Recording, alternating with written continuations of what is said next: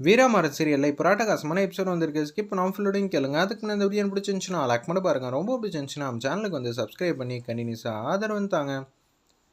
நம்ம வீரா வந்து யோசிச்சிட்டே இருக்காங்க. அம்மா கண்மணியை காணுமா, முகூர்த்த நேரம் ஆரம்பிக்க போதுமா, இப்போன்னு பார்த்து கண்மணியை காணும்னா என்னம்மா நினைப்பாங்க அப்படின்னு சொல்கிறாங்க. அந்த இடத்துல ஐயர் வந்து பேசிகிட்டு இருக்காங்க. முகூர்த்த நேரம் ஆரம்பிச்சாச்சு, நீங்கள் போய் பொண்ணை கூட்டிகிட்டு வாங்கன்னு சொன்னோன்னே, சரி பிருந்தா வா, நம்ம வந்து கல்யாண மண்டபத்தில் எங்கேயும் இருக்காளா, கண்மணி இருக்காளான்னு பார்த்துட்டு வந்துடும்னு சொல்லிட்டு அங்கேயும் இங்கேயும் தேடிட்டு இருக்காங்க.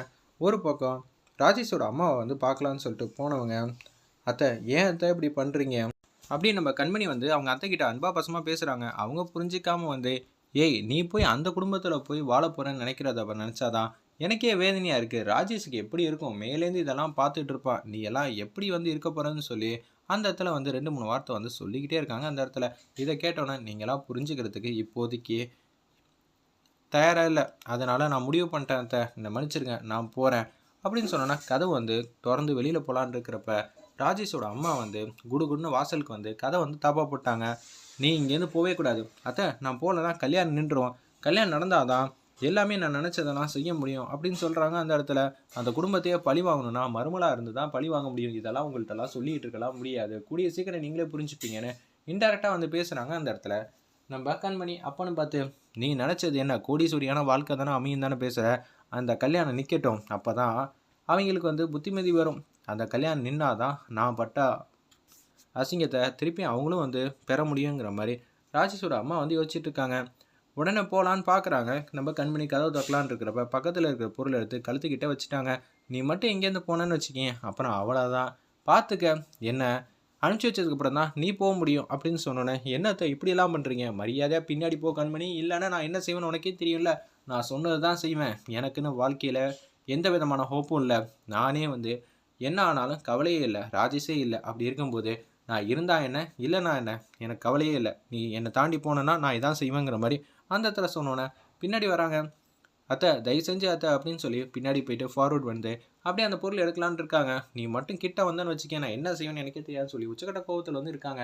ஒரு பக்கம் ஜெயலட்சுமி, பாண்டியனோட அம்மா, வீரா, பிருந்தா எல்லாரும் வந்து தேடிட்டு இருக்காங்க கண்மணியை. எல்லா இடத்துலையும் தேடியாச்சு, எங்கேயுமே வந்து கிடைக்கல.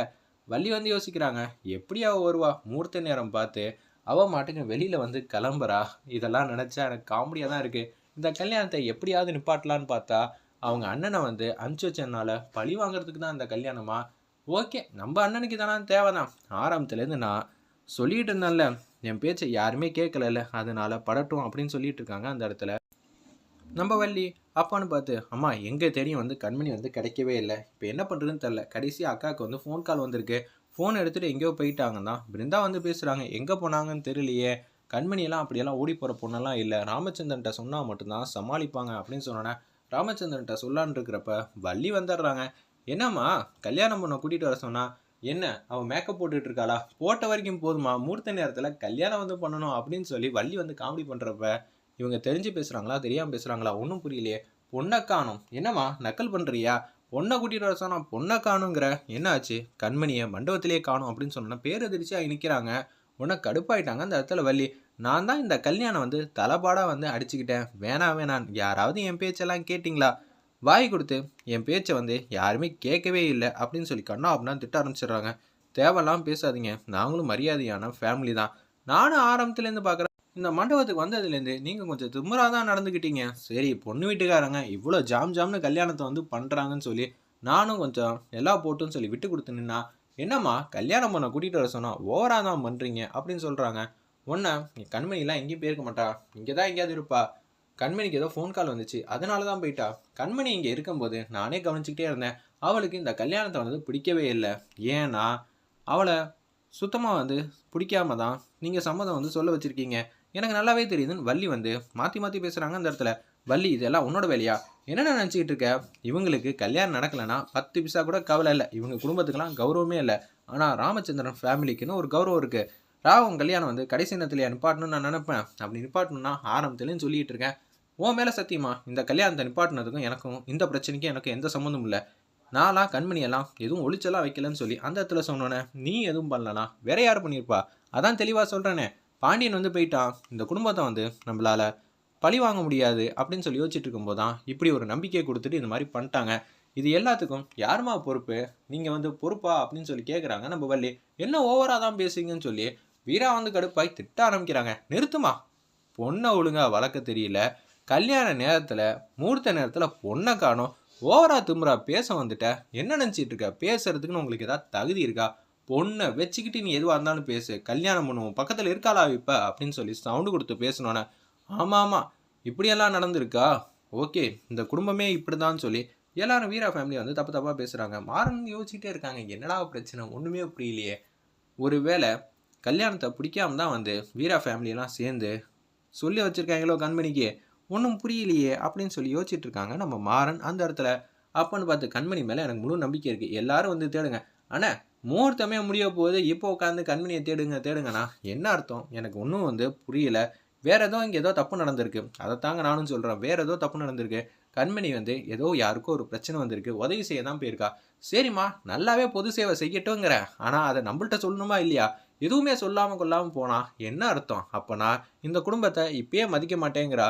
நீங்க சொன்ன மாரி அவ எல்லா பிரச்சனையும் தீர்த்து வச்சதுக்கப்புறம் வந்தா மட்டும் இந்த குடும்பத்த வந்து மதிப்பாளா? இந்த குடும்பம்னா அவ குடும்பம் இல்லையா? அப்படின்னு சொல்லி கன்னாபின்னான்னு திட்டுறாங்க. வள்ளி சும்மானு இரு. நம்ம எதுவா இருந்தாலும் பார்த்துக்கலாம்னு சொல்லி இங்கேயும் இங்கேயும் தேடிட்டு இருக்காங்க. அப்பன்னு பார்த்து மாறன் வந்து வீராக்கு வந்து கேட்குறாங்க. ஏய் என்ன நினச்சிட்டு இருக்க? அப்பனா இந்த கல்யாணத்த வந்து பிடிக்காம தான் என் குடும்பத்த அசிங்கப்படுத்தணும் தான் இது மாதிரிலாம் பண்ணியான்னு சொல்லி சத்தம் போடுறாங்க அந்த இடத்துல. பிருந்தா இதெல்லாம் பார்த்துட்டு இருக்காங்க. என்ன சொல்றதுன்னே தெரியலையே! இல்ல, இல்ல. இந்த கண்மணிக்கு இந்த கல்யாணத்துலலாம் விருப்பம் இருக்கு.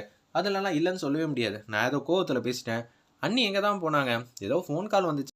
பிருந்தா தான் சொன்னா. அதுக்கப்புறம் எதுவும் தெரியுமா? தெரியாது அப்படின்னு சொல்லும்போது, கல்யாண பொண்ண பக்கத்துல இருந்து பார்த்துக்க வேணாமா? சரி நான் ஏதோ பண்றேன்னு சொல்லிட்டு, ஃபோன வந்து தேடுறதுக்கு அவ கண்மணி ரூம்குள்ள வந்து போறாங்க. பார்த்தா ஃபோன் அங்க தான் இருக்கு. சரி கடைசியா ஃபோன் வந்திருக்குல்ல 2, 3 நாளு.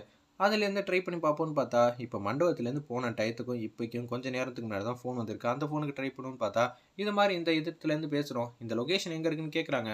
கல்யாண பொண்ணு குளத்துல அங்க வந்திருக்காங்களா? அம்மா ஒருத்தவங்க வந்திருக்காங்க. சரி, அவங்கள அங்கேயே இருந்து பார்த்துக்கங்க. இங்க கல்யாணத்த வச்சுட்டு அங்க ஹெல்ப் பண்றதுக்காக வந்திருக்காங்க. கடைசியில அங்க இதெல்லாம் பிரச்சனையா இருக்குன்னு சொல்லி புரிய வைக்கிறாங்க அந்த இடத்துல. மாறன் வந்து அங்க மாசா வந்து போறாங்க.